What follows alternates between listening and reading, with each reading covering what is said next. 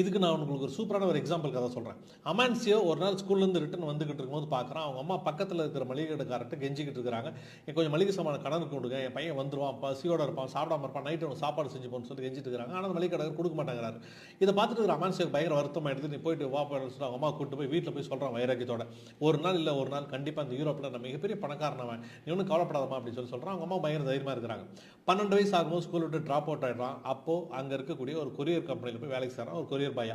கொஞ்ச நாள் கழிச்சு அவனுக்கு டெக்ஸ்டைல் இண்டஸ்ட்ரி மேலே ஆர்வம் வருது. துணிகளை வாங்குறது, விற்கிறது, துணிகளை தைச்சு கொடுக்குறது, இந்த மாதிரியான பிஸ்னஸ் கொஞ்சமாக பண்ண ஆரம்பிக்கிறான்.